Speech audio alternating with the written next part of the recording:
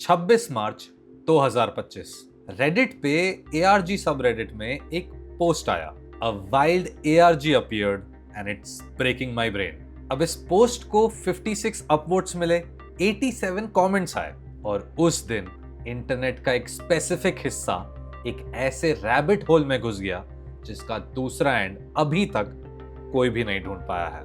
एक यूजर ने एक वेबसाइट डिस्कवर किया जिसका नाम था project52hertz.com और वहां जो उसे मिला वो किसी भी ARG से बिल्कुल ही अलग था।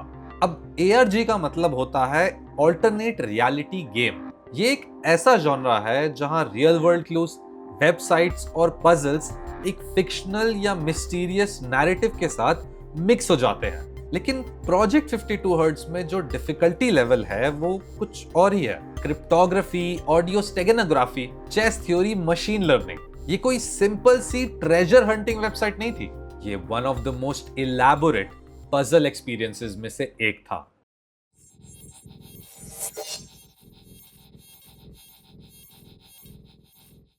अब यूजर सबसे पहले आकर वेबसाइट पर अपना एक अकाउंट बनाता है और उसके सामने आता है पहला स्टेज। अब स्टेज 1 में 3 पजल्स हैं जो देखने में बहुत सिंपल लगते हैं, लेकिन इनको सॉल्व करना आसान नहीं है। अब जो पहला पजल है वो एक मर्डर मिस्ट्री है। 2 भाई जो ब्रदरहुड ऑफ बास्टर्ड का एक कल्ट चलाते थे, अपने ही घर में मारे हुए मिले। अब उनके पास एक गन थी लेकिन उससे कोई गोली नहीं निकली थी। और आयरनी ये है कि ये कल्ट फायर आर्म्स में बिल्कुल भी विश्वास नहीं करता है। अब क्रिएटर ने यहाँ पर कुछ भी नहीं बताया है, बल्कि सीधा 7 आर्टिकल्स दे दिए हैं। News reports, testimonials, journalistic pieces, अलग अलग एंगल से। एंड तुम्हें खुद से फिगर आउट करना है कि उन्हें किसी ने मारा या किसी चीज ने। अब कम्युनिटी ने कई थ्योरीज बनाई, फोरम्स पर डिस्कशंस चलती रही और रेडिट पर लोगों ने अलग अलग एंगल्स ट्राई किए। क्रिएटर ने ट्विटर पर हिंट्स भी डाले जो बिना आंसर बताए डायरेक्शन दे रहे थे।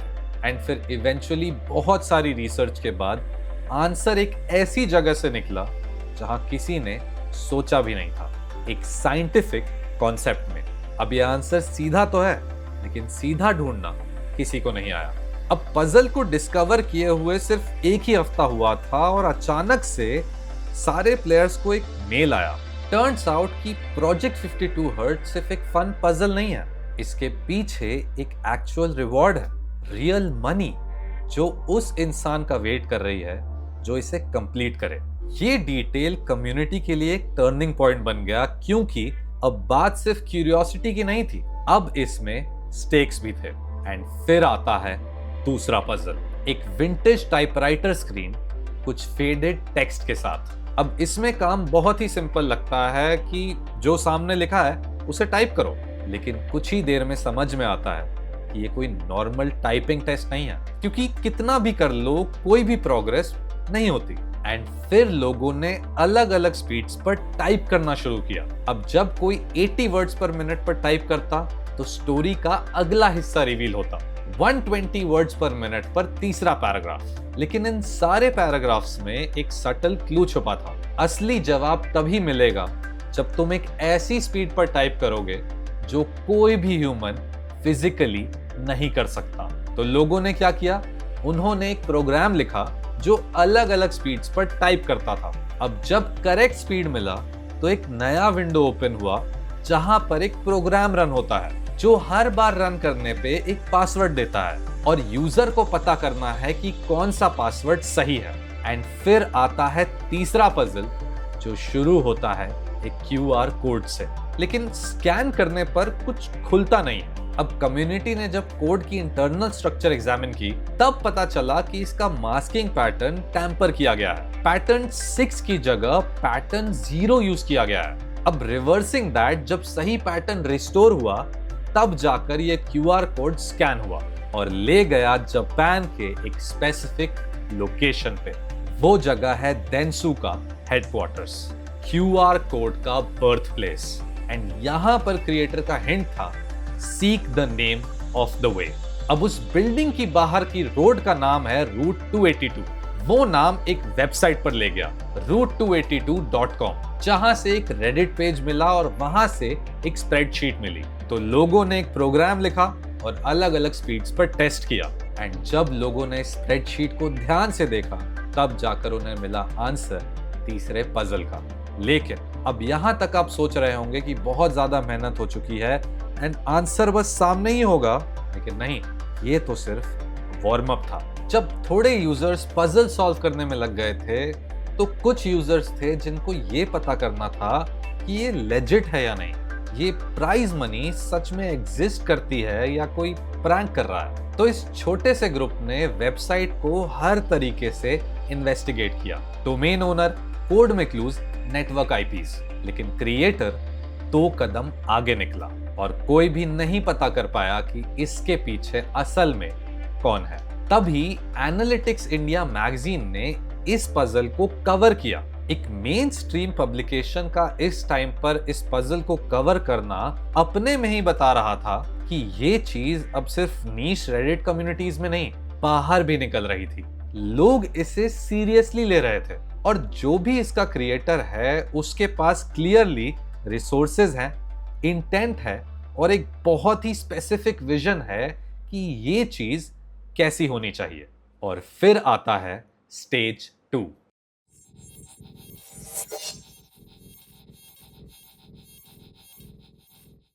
स्टेज 2 बिल्कुल ही अलग स्ट्रक्चर पे बना हुआ है। अब जैसे पहली स्टेज लीनियर थी, एक के बाद एक, स्टेज 2 में 4 पजल्स एक साथ एग्जिस्ट करते हैं पैरेलल में और इनकी डिफिकल्टी कुछ अलग ही लेवल पर है।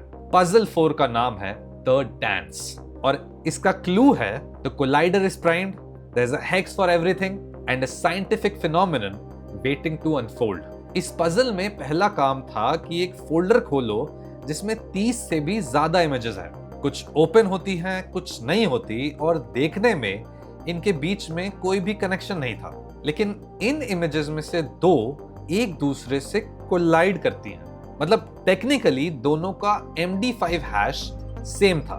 उस हैश की डेसिमल वैल्यू को ऐड करने पे मिलता है क्लू जो हमें ले जाता है एक सबरेडिट पर। इस सबरेडिट पर एक 3x3 स्क्वायर फ्लैश हो रहा होता है और यूजर्स को अब इसे डिकोड करके आंसर निकालना है। अब कम्युनिटी कई महीनों तक इस पजल के अलग अलग हिस्सों को देखती रही और क्रिएटर ने बीच बीच में हिंट्स भी दिए, जैसे कि जनवरी 2026 में एक ब्रेड क्रम्ब डायरेक्टली आया और इवेंचुअली पूरे 9 महीने बाद ये क्रैक हो गया। जब सॉल्यूशन सामने आया तो लोगों को ये विश्वास ही नहीं हुआ कि इतनी सारी सीमिंगली अनरिलेटेड चीजें एक्चुअली एक कोहेरेंट पाथ बनाती हैं और कुछ भी एक्सीडेंट नहीं था।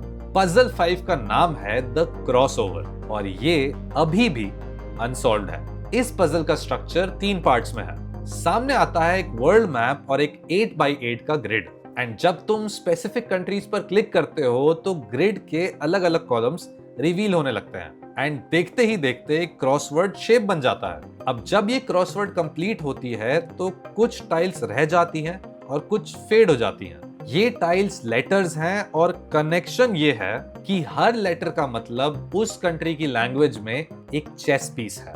फ्रांस का कॉलम फ्रेंच में, जर्मनी का जर्मन में और स्पेन का स्पेनिश में, और तब जाके एक चेस पोजीशन रिकंस्ट्रक्ट होती है।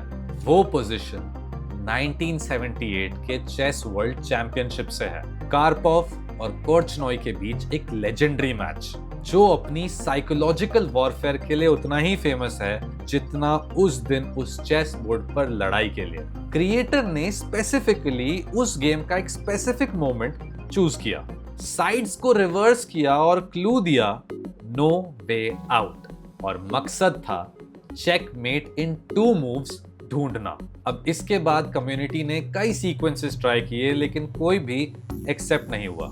एग्जैक्ट पोजीशन एम्बिगुअस है, मूव नोटेशन फॉर्मेट अनक्लियर है और बोर्ड ओरिएंटेशन फॉर्मेट के बारे में डिबेट चल रही है। और अप्रैल 2026 तक ये पजल आज भी वहीं खड़ा है। अब पजल 6 टेक्निकली एग्जिस्ट नहीं करता। वेबसाइट के सोर्स कोड में इसका एविडेंस तो है लेकिन कोई भी अभी तक इसे ओपन नहीं कर पाया है। अब ये कट कंटेंट है या किसी और पजल के बाद अनलॉक होगा या कोई और कंडीशंस हैं, कुछ भी अभी तक नहीं पता। एक पजल जिसका एग्जिस्टेंस कंफर्म्ड है लेकिन वो कंप्लीटली इनएक्सेसिबल है। पजल 7 का नाम है द परफॉर्मर। क्लू है a ghost hides in the shadows.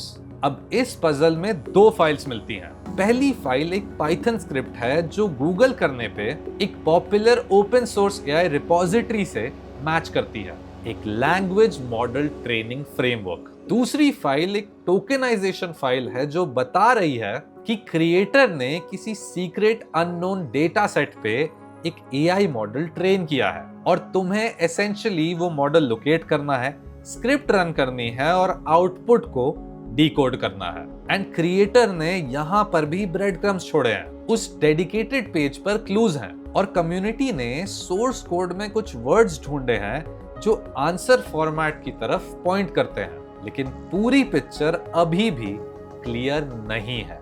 तो ये है प्रोजेक्ट 52 हर्ट्ज। आज इस पजल को शुरू हुए 1 साल हो गया है और हमें मिले हैं चेस पोजीशंस जो 1978 के लेजेंडरी मैचेस से निकली हैं। एक जापानीज रोड का नाम, एक सब रेडिट जिसमें सिर्फ एक पोस्ट है, एक एआई मॉडल जो किसी सीक्रेट डेटा सेट पे ट्रेन हुआ है और एक क्रिएटर जिसका चेहरा कोई भी नहीं जानता। अभी तक इस दुनिया में कोई भी इसे कंप्लीट नहीं कर पाया है। अब कुछ लोग कहते हैं कि ये सिर्फ एक एआरजी है, कुछ लोग बिलीव करते हैं कि ये कॉर्पोरेट रिक्रूटमेंट टूल है, एक तरीका है किसी कंपनी का रेयर टैलेंट ढूंढने का जो नॉर्मली एक कन्वेंशनल हायरिंग प्रोसेस में नहीं मिलता।